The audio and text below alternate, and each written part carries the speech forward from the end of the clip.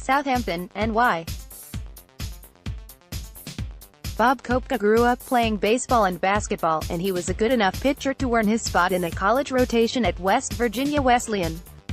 He knew what an athlete looked like back then, and he sure knew what separated a real sport from an activity or hobby, masquerading as one. And I used to tease the guys in high school when they got a letterman's jacket for golf, Koepka said, because I didn't think it was a sport. This U.S. Open was many things. It was not, however, boring. From Phil Mickelson's wild ride to Brooks Koepka's repeat, there were plenty of highs and lows. The U.S. Open ended with Brooks Koepka holding the trophy again. How did we get here? A look at all the big moments from Sunday's final round. All you need to know about the 2018 U.S. Open, including day-by-day results and analysis from Shinnecock Hills. All these years later, he was standing below the Shinnecock Hills clubhouse with his wife, Sherry, while waiting for his son to receive another letterman's jacket for golf. Brooks had just become the first man since Curtis Strange in 1989 to successfully defend his U.S. Open title, and his father wouldn't dare tease him on Father's Day. Nobody was daring to question the legitimacy of a two-time champ who is built like an NFL strong safety and who carries himself more like a boxer than a golfer, who never learned how to give or take a punch. Much like two of the contenders he defeated Sunday, Dustin Johnson and Tony Finau, Brooks Koepka is a child of the Tiger Woods era.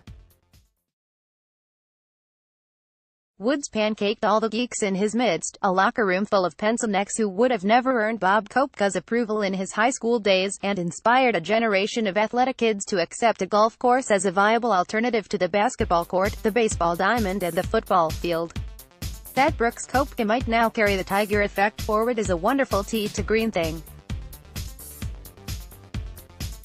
He cut a muscular path to his second major championship in a week when golf desperately needed that visual.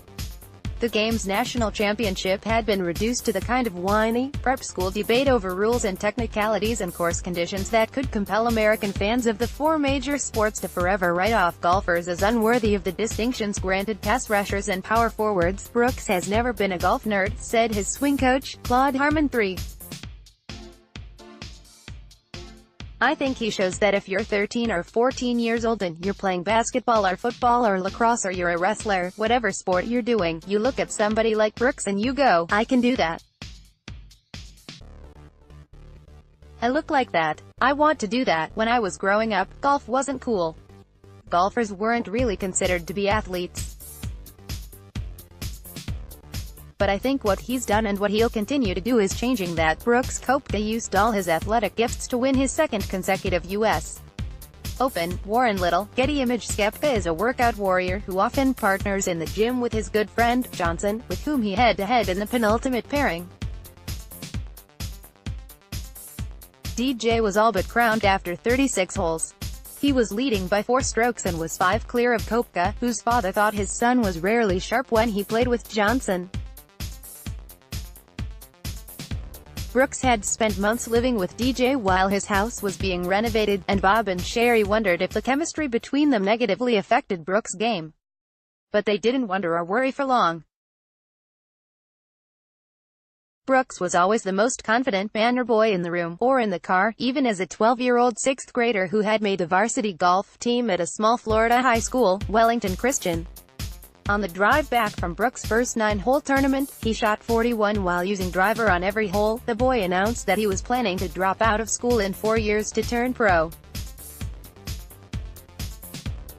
Bob immediately pulled his car to the side of the road and barked, "Let me just tell you something, son. You're going to finish high school, you're going to go to college, and after that, if you're good enough, then you can turn pro." Brooks was plenty good enough out of Florida State. Koepka hardened his game by playing in all sorts of weather on all sorts of courses overseas, by winning in Japan, Turkey, Italy, Scotland and Spain long before he found himself as the defending U.S.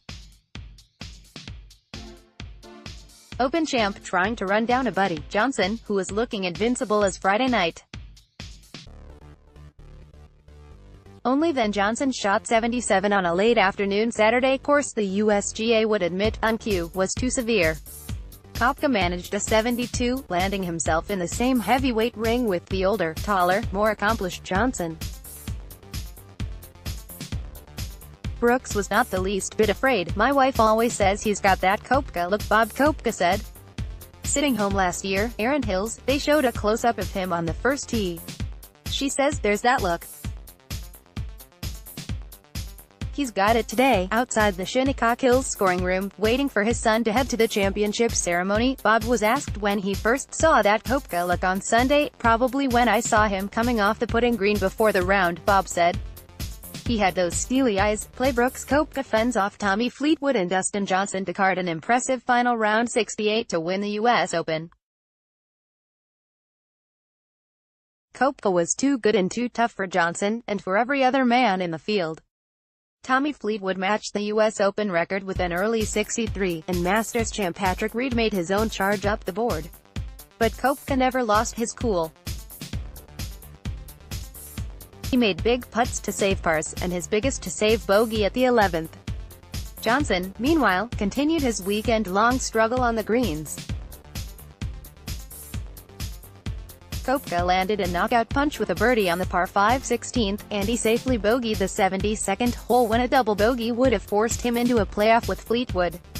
When it was over, Koepka and Johnson fell into a warm embrace. "But I didn't talk to him today," Koepka said. "Maybe I said something on 3, and that was about it.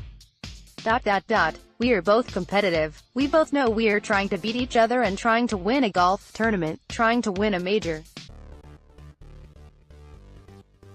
There's a little bit of stress." During his final round, Koepka came across as the least stressed man on the planet.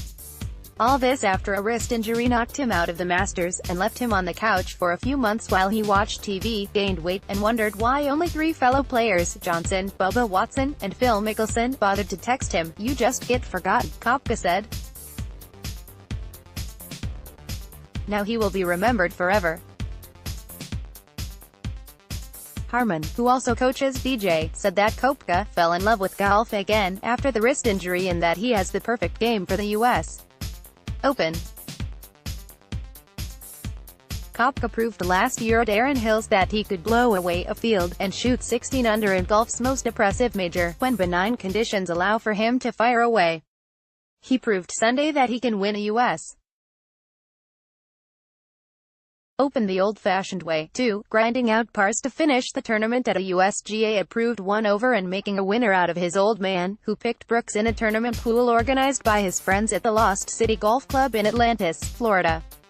Bob and Sherry had arrived in New York a week ago Saturday to watch Justify win the Triple Crown at the Belmont Stakes. "My wife said, if we're going to go, why don't we go up early and we can see history," Bob said. "We didn't know we were going to see it twice." With golfing history in the books, Brooks Koepka's best childhood friend, Dan Gamble, spoke of how they competed at everything: poker games, drinking games, pickup basketball games, you name it. Gamble is the baseball coach at UMass Boston. He described Koepka as a versatile and gifted athlete who excelled whether they were playing pickup soccer in Thailand or pickup basketball in the States. "He's going to put up a decent run," Gamble said. "You can't be like, oh, he's a golfer, he can't do anything." With every step he took and every move he made at Shinnecock, Brooks Koepka announced that he is an athlete first, a golfer second. "This was a great thing for a sport that didn't look or sound very athletic for most of us, a real and unforgettable week.